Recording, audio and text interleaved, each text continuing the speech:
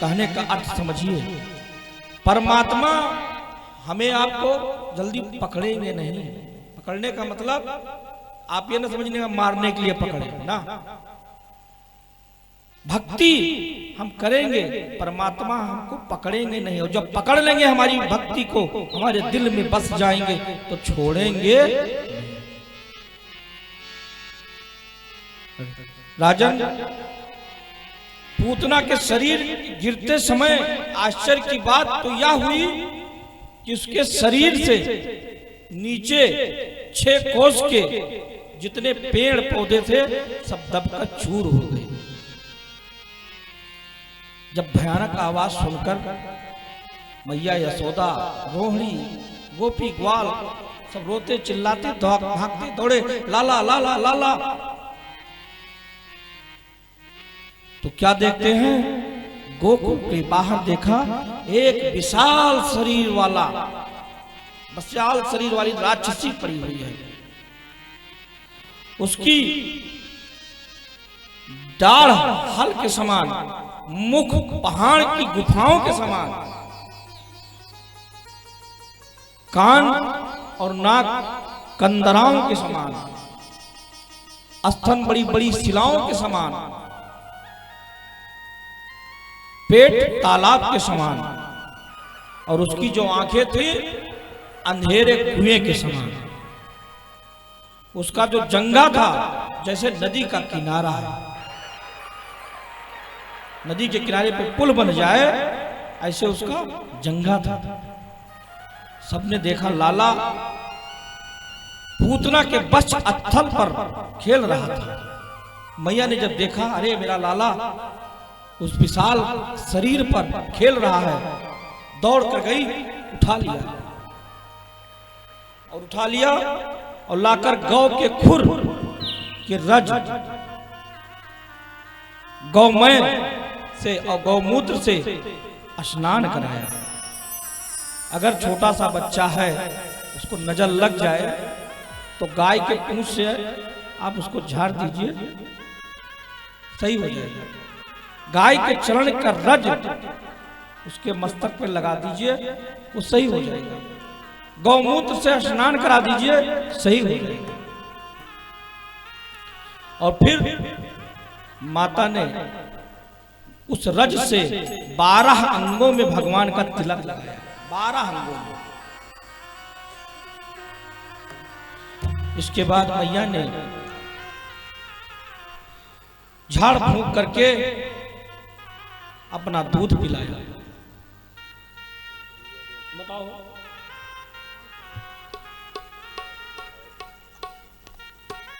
दूध पिलाकर सुला दिया। ब्रजवासियों ने उसके शरीर को कुल्हाड़ियों से काट काट कर लकड़ियों का ढेर इकट्ठा करके उसको जला दिया। और जब उसे जलाया गया तो उसके चिता से इतना सुगंधित वातावरण हो गया कि पूरा ब्रज सुगंधित वातावरण में तब्दील हो गया। अनोखी सुगंध क्यों निकली?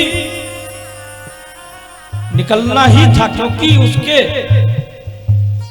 स्तनों का दुग्ध हमारे स्वयं गोविंद ने किया। उसे मुक्ति प्रदान की, वो गति प्रदान की जो माता को गति प्रदान करनी चाहिए। भगवान ने सोचा कुछ भी हो मुझे ही मारने आई थी, लेकिन दूध पिलाया मां के समान, इसलिए वो परम धान प्राप्त हुआ पूतना को, जो सबको दुर्लभ है, वो स्थान प्राप्त करने के लिए। अच्छा, ये पूतना कौन थी? आप लोग जानते हैं पूतना कौन थी? नहीं? हाँ, क्या बात है, धन्य है, जय हो जय हो। ये श्रीमद् भागवत के अनुसार जो है दानव राज बलि की यह पुत्री रत्नमाला थी, जिसने भगवान के वामन रूप को देखकर मनमोहक हो गई कि ये शिशु मेरा पुत्र बनने लायक है। लेकिन जब सारा राजपाट भगवान ने ले लिया तो सोचा इसे तो मैं स्तनों में जहर लगा के मार डालूंगा। और आनंद रामायण में लिखा है, ये तो श्रीमद् भागवत में लिखा है, आनंद रामायण में लिखा है कि सीता जी का निंदक रजक द्वापर में रजक बनकर, मतलब वही मंथुरा आज पूतना बनकर आई। आनंद रामायण में लिखा है।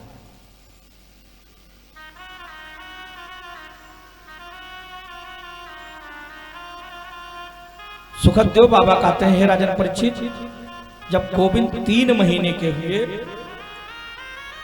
और 3 महीने पे करवट बदले तो एक भव्य उत्सव किया गया। हम लोगों के यहाँ भी होता है, जब नन्हा सा बालक पैदा होता है, 1 महीने का होता है, तो अनाज से 1 लिखते हैं, लिखते नहीं लिखते हैं, बनाते हैं। 2 महीने का हुआ तो 2 बनाएंगे, 3 महीने का हुआ तो 3 अन्न से ही बनाएंगे। तो जब गोविंद ने करवट लिया 3 महीने पर तो उत्सव मनाया गया। अरे हमारे लल्ला ने तो करवट बदला है। तो उत्सव, जिसको जन्म नक्षत्र में ही उत्सव मनाया जाता है, जिस जन्म में पैदा हुए हो।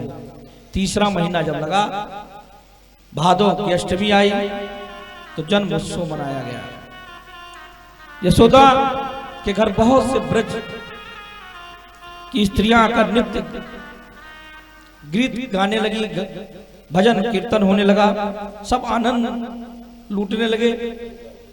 यशोदा मैया ने लल्ला का अभिषेक किया, फिर आंखों में अंजन काजल लगाया, अन्न वस्त्र माला आदि वस्तुओं से ब्राह्मणों की पूजा की। और ब्राह्मणों ने स्वस्थ निवाचन किया। आइए 2 मिनट, ब्राह्मणों ने स्वस्थ वाचन किया। हरि ओम स्वस्ति न इंद्रो विदशर्मा स्वस्ति न पूषा विश्ववेदाः स्वस्ति नश्चारिष्ठो अरिष्टनेमिः स्वस्ति नो बृहस्पति दधातु।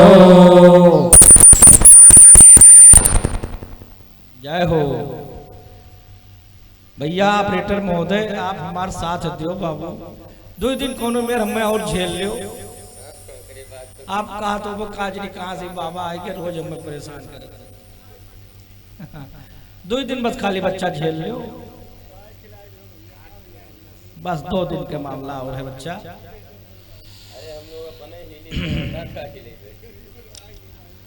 ब्रज की स्त्रियां नाचने लगी, ब्राह्मणों ने वेद पाठ किया। तदंतर लाला को नींद आती देखकर एक गाड़ी के नीचे मैया सुला दी और चली गई ब्रजवासियों के स्वागत के लिए।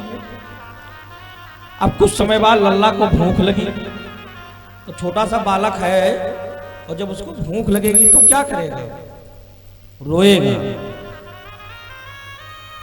तो कन्हैया रोने लगे। अब सब अपने अपने मस्ती में मस्त हैं, किसी को आवाज सुनाई नहीं पड़ी। लाला ने देखा कि अब माँ हमारी आवाज नहीं सुन रही है और एक गाड़ी के नीचे सुला कर गई है। कुछ समय बाद लाला को जब और भूख लगी तो और तेज चिल्लाने लगे। अब लाला ने देखा कि संकट पर बैठा संकटासुर और तेज तेज से पैर हाथ पटकने लगे लाला और रोने लगे।